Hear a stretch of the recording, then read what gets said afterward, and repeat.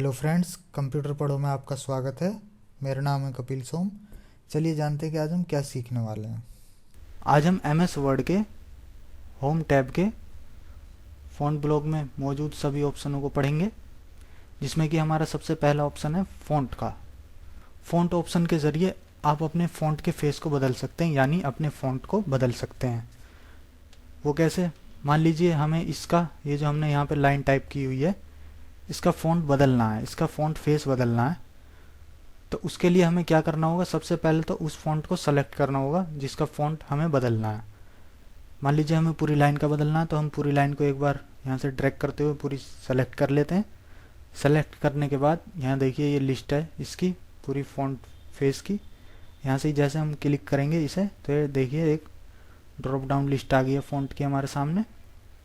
यहाँ पर देखिए जैसे जिस ऑप्शन पे हम जाते जा रहे हैं, ये पीछे आपको प्रीव्यू दिखता जा रहा है कि आपका फ़ॉन्ट इस तरह का होता जा रहा है। आप जिस पर भी जैसा भी फ़ॉन्ट चाहते हैं यहाँ से आप चुन सकते हैं, यहाँ से आप ले सकते हैं। मान लीजिए हमने ये फ़ॉन्ट लिया, इस पर हमने जैसे ही क्लिक किया तो ये देखिए हमारा फ़ॉन्ट उसी तरह का हो गया जिस तरह का हमने वहाँ से चुना था। हमारा अगला ऑप्शन है फ़ॉन्ट साइज़ का। फ़ॉन्ट साइज़ के ज़रिए आप अपने फ़ॉन्ट के साइज़ को बढ़ा सकते हैं या फिर घटा भी सकते हैं। उसके लिए सबसे पहले आप अपने फ़ॉन्ट को सेलेक्ट कीजिए जिसका आपको साइज़ बढ़ाना है।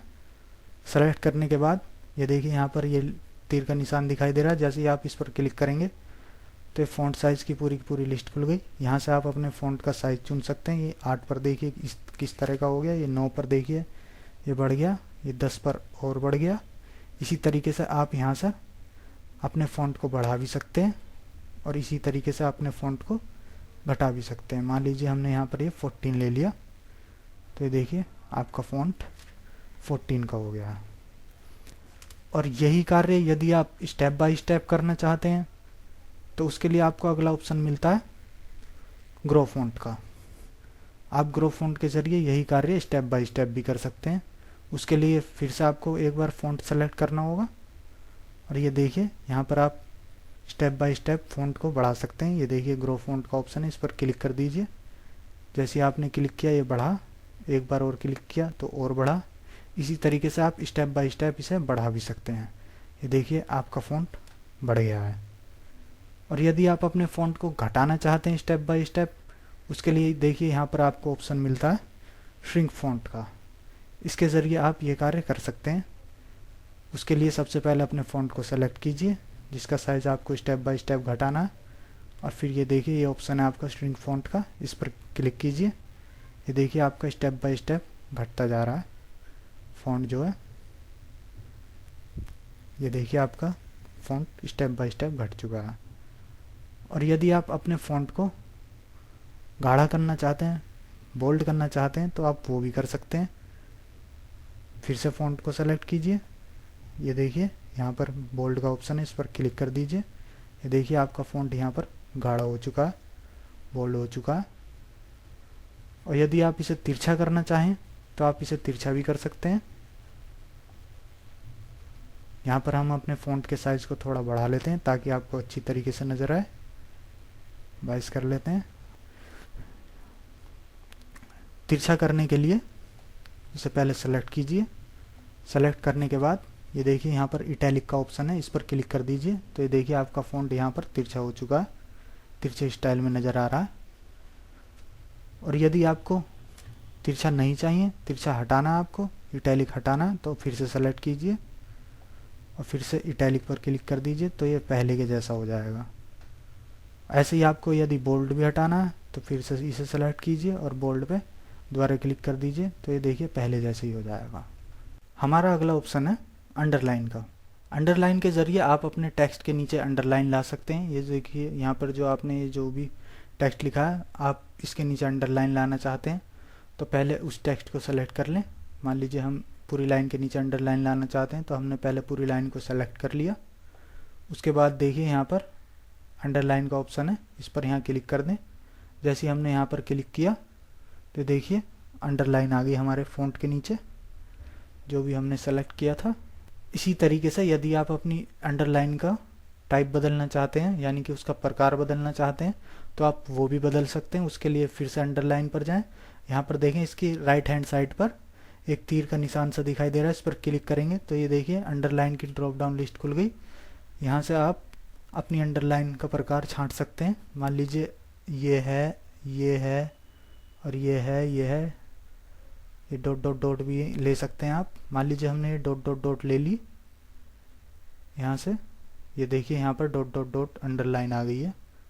और इसी तरीके से आप यहाँ से जाकर अपनी लाइन का कलर भी डिफाइन कर सकते हैं। जिस पर आप जाते रहेंगे जिस कलर पर, वो देखिए वहाँ पर आता रहेगा, पीछे प्रीव्यू में आपको दिखता रहेगा वो कलर। आप रेड ले सकते हैं, देखिए हमने यहाँ पर रेड ले लिया तो ये देखिए रेड आपकी अंडरलाइन का कलर हो चुका है। अब यदि आप अंडरलाइन नहीं चाहते हैं यानी उसे हटाना चाहते हैं तो आप उसे हटा भी सकते हैं। उसके लिए अपने टेक्स्ट को सेलेक्ट कर लें जिसके नीचे अंडरलाइन है और फिर से जाकर अंडरलाइन पर क्लिक कर दें तो वो देखिए यहाँ से अंडरलाइन चली गई है। इसी तरीके से अंडरलाइन चली जाती है। हमारा अगला ऑप्शन है स्ट्राइक थ्रू का। स्ट्राइक थ्रू के जरिए हम किसी वर्ड या लाइन को काट सकते हैं।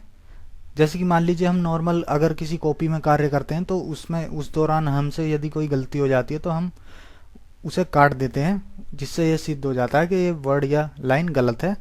उसी तरीके से हम MS वर्ड में भी कर सकते हैं। ये देखिए यहाँ पर मान लीजिए हमें ये चेंज जो है ये ठीक नहीं लग रहा है, ये गलत है, मान लीजिए इसकी स्पेलिंग गलत है 1 सेकंड के लिए, तो फिर हम इसे काटना चाहते हैं तो उसके लिए पहले इसे सेलेक्ट करें। सेलेक्ट करने के बाद यहाँ पर देखिए ये ऑप्शन है आपका स्ट्राइक थ्रू का, इस पर जाकर आप क्लिक कर दें। क्लिक कर जैसे ही आपने क्लिक किया तो ये देखिए इसके बीच में लाइन आ गई यहाँ पर, इसका मतलब ये कट चुका है।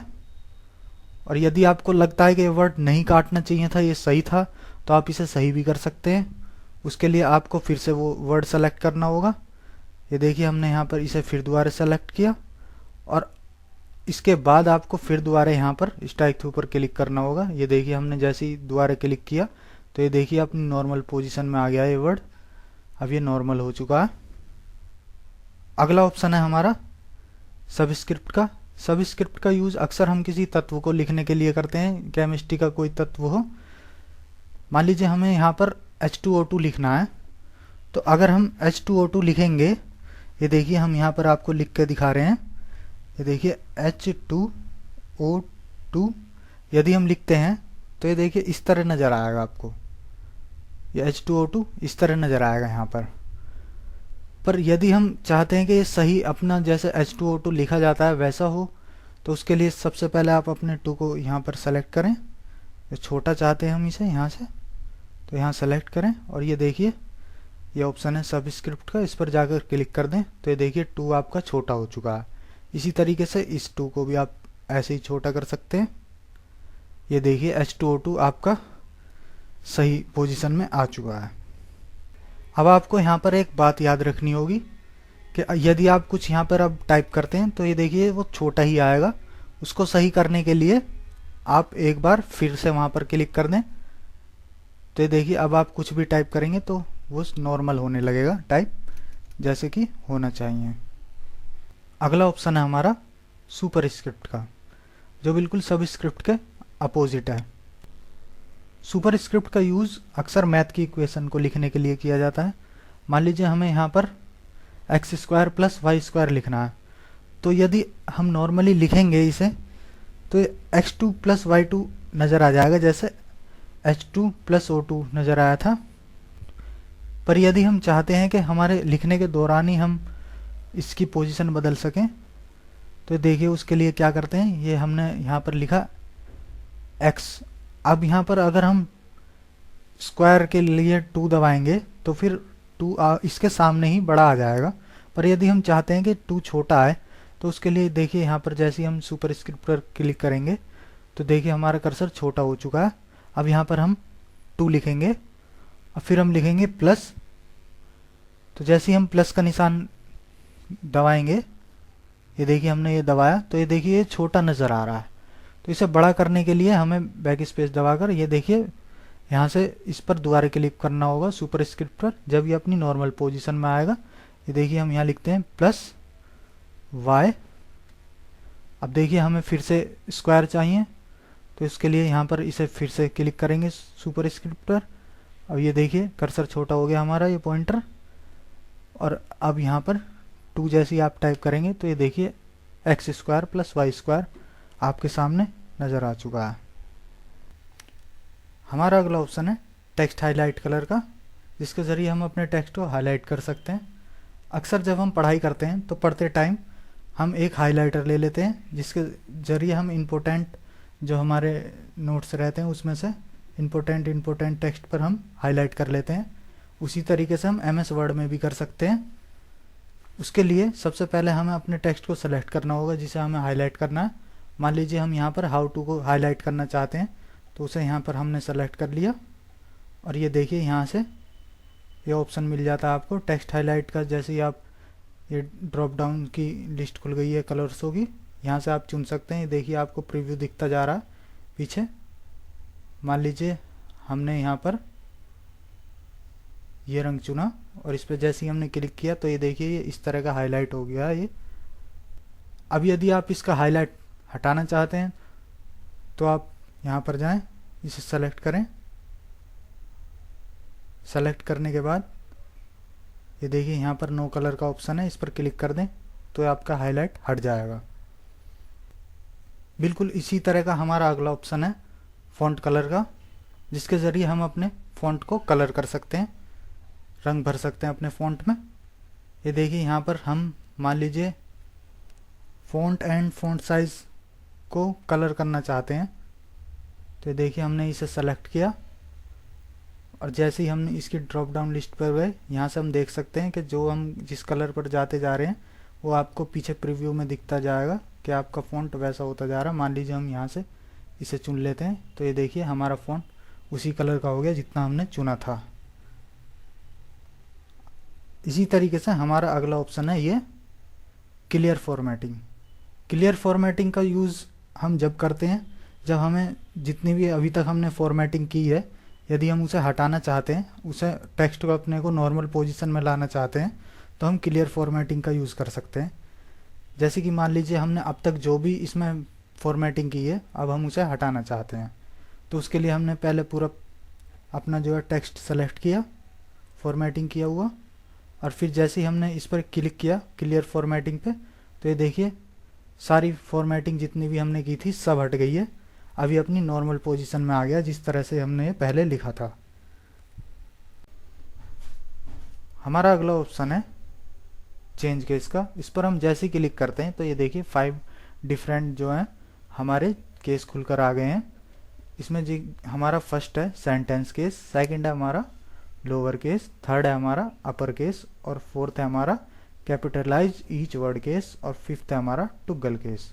इसे समझने के लिए हम अपने सेंटेंस को पहले यहाँ पर सेलेक्ट कर लेते हैं।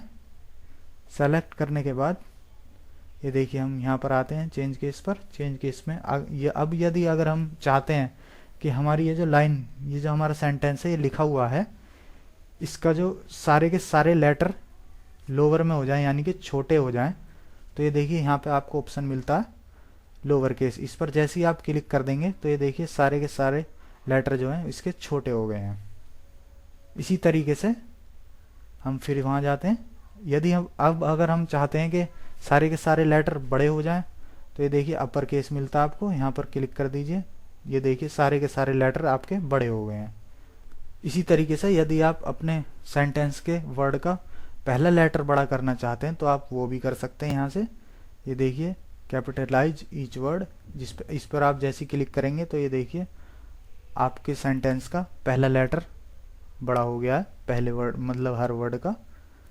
इसी तरीके से आप टुगल केस में जो आपका पहला लेटर है वो छोटा हो जाएगा और बाकी के सब बड़े रहेंगे। ये देखिए यहाँ पर टुगल केस में उल्टा ही हो गया।